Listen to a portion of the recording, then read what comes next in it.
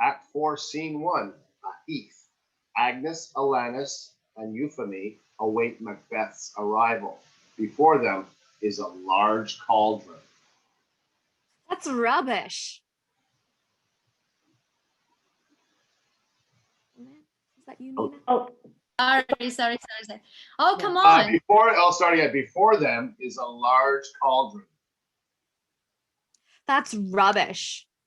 Oh, come on. I think it's good. You want to tell him that until the wood of Burnham talks to Dunsinane, a hill, he cannot be defeated. That's inane. Nina. A talking tree. A tree that talks. It's lame. Yes, and it's a talking been tree. done. Oh, where are we going from? Let's take it from the top. Okay. Agnes, Alanis, and Euphemy await Macbeth's arrival. Before them is a large cauldron. That's rubbish. Oh, come on. I think it's good. You want to tell him that until the wood of Burnham talks to Dunsinane, a hill, he cannot be defeated. That's inane. A talking tree. A tree that talks. It's lame, and it's been done. Why don't we say that until the wood of Burnham walks up Dunsinane? Oh, that sounds better. Yes, I like it too. It's good, but not enough. We need one more, and it should be impressive. Think. Sisters wander around and mumble into the air, cast bones, etc. I've got it. Say. Let's hear. We'll tell him that no man who ever came from woman can defeat the king in battle. How's that sound? I like it, but It should have more panache. Panache. Panache. It means flamboyant, like this. My witching sisters is the big reveal. It needs some damn panache. But what if instead we phrase it, no man born of woman, eh? Oh, that sounds nice. It's colorful, but... What? But men are ripped from mothers all the time. Oh, no one thinks of that. But they're still born. They're not. They're torn. You're not so clever as you think. Go to. A child is always born. To bear your children is to carry them. I did not think of that. And nor will they. Let's vote. Who favors born? Euphemy and Alanis raise their hands. I've won. It's born. Agnes groans. We're going to need an extra dose of root. I brought a bag full. Drug him so that truth and fiction fight for sway upon his brain. Alanis dumps some of the root into the cauldron. Don't drive the king insane. Just send him on a trip. It's not just going on a trip. Alanis dumps the rest of the root into the cauldron. He's going on a bloody pilgrimage. Sisters laugh. The props. The props. The props. Who brought the props? I brought this doll I stole. It looks quite real. I brought a gourd that's painted like a head. Well, fix it up. The king will be here soon. Let's tell him one more prophecy for fun. Macduff, Macduff, beware, Macduff. Enough. Stop talking and prepare these bloody props. The sisters scramble to make something of the props. Enter Macbeth. By Jove, the wanton itching of my bum forebodes that someone witless this way comes. Macbeth drains the lees of wine from his flagon. He boldly casts aside the empty container. How now, you secret black and midnight hags? Scene 2, Forres. Gruach is waiting in bed for Macbeth to return. If Agnes and her sisters pull this off, the fields of Scotland once again shall bear the fruits of farming rather than the fruits of family.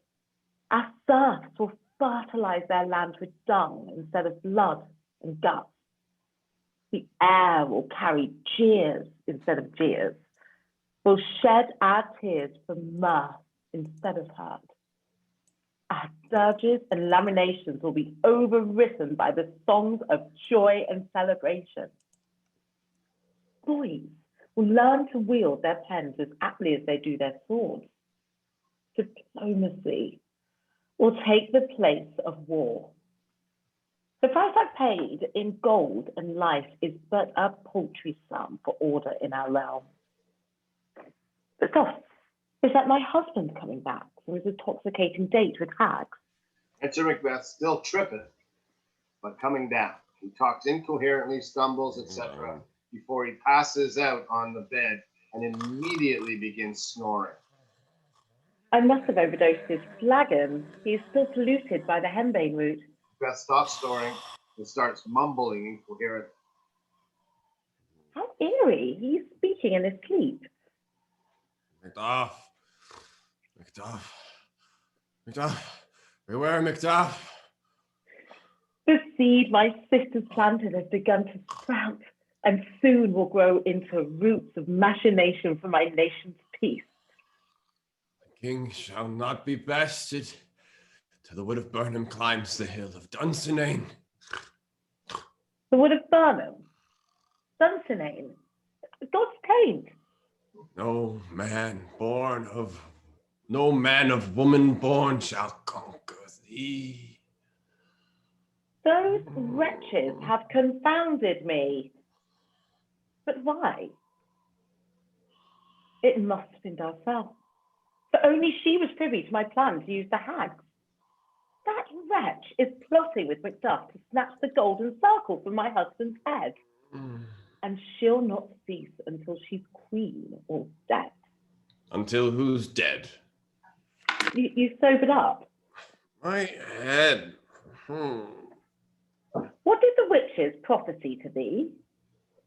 They said my wife would make a snack for me. They told you no such thing.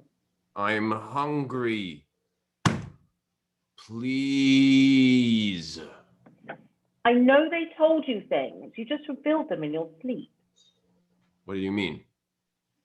You talked while you were sleeping. People do that. Yeah. What is this business about Burnham Wood? They said I cannot be defeated. Not by any born of woman, nor until the woods of Burnham march to Dunsinane. That doesn't mean you cannot be undone. But no man born of woman can. All are born. No, some are torn untimely from the womb. The child has still been born, you dolt. It does not have to travel through the birth canal. Oh, balderdash, nobody thinks of that. Don't get too cocky. None of what they told you makes a lick of sense. They said that I could not be bested till the trees uproot themselves and march like troops up Dunsinane. I do not think they meant exactly what you think they meant. They meant I cannot be defeated. Scotland has accepted me as king. No one cares about the sons of Duncan. They were cowards anyway. Neither man enough to be the king. You are not untouchable. Macduff. Macduff. I've heard his fucking name enough. Macduff has gone to England to align with Malcolm and return with armies led from Edward, Seward, and Northumberland. You must seduce him back to Scotland. Cleave the leader for his troops by threatening the things on earth he treasures most of all. His balls. His wife and kids, you petty wit. His wife and kid? Your man could kidnap them and lure the Thane of Fife with child and wife. And if the Thane of Fife does not return? You kill her. She's a woman. I will not. You will not kill a woman. It's beneath me. They are weak and cannot fight for shit. No matter. Fife will come back for the bait, and when he does, your man will lie in wait. Not this again. I want to fight him fair. You're going to die. The hags said otherwise. Oh, Christ. I'll order Ross to Fife, and he shall hold the family until Macduff returns to Scotland, where I'll meet him, sword in hand, to end this matter, like a man. And exit Macbeth. God's ass, why does he have to be so rash? I'll have to change my blasted plan again. From now on, I shall not depend on him. Exit Gruach. Scene 3, outside Castle Forest. Ross awaits a messenger.